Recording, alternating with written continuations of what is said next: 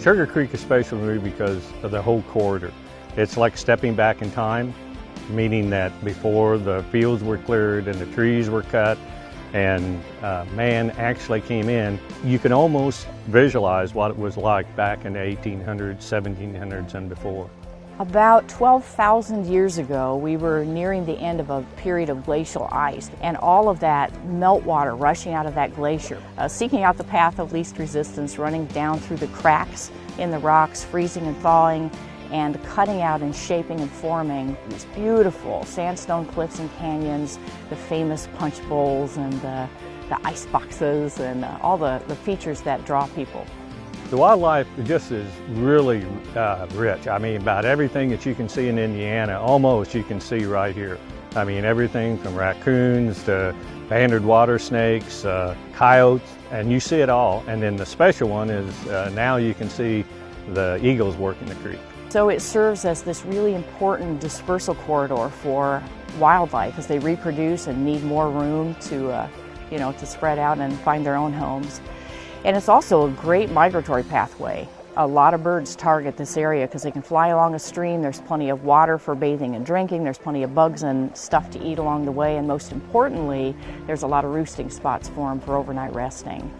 Because we have such a thick forest along the edge for such a long way, silt is pulled out of the waters and dropped before it gets into the creek. And so it keeps Sugar Creek very clear, which is not only important for fly fishermen and other recreationalists, but very important for animals that rely on clear waters like darters. We have 7 species of darters that call Sugar Creek home.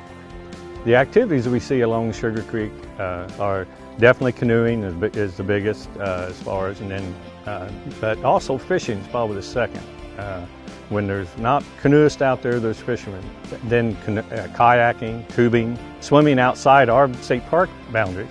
The habitat types, everything from lowland forest to upland forest to even some open areas that used to be farm fields are now going to propagate into forested areas. Some of the hunting possibilities or opportunities are for deer, turkey. There's going to be some opportunities for squirrel and coyote.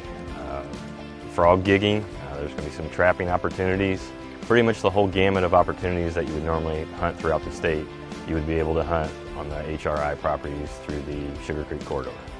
The goal of the Healthy Rivers Initiative is to create a buffer strip, pretty much, of vegetated land from east of Shade State Park all the way down to the intersection of the Wabash River.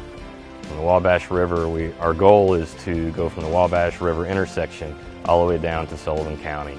We were trying to encourage wildlife to come to this area and not only be better fishing, hunting, trapping opportunities, it's going to bring along the natural aspect of the bird watchers, the mushroom hunters.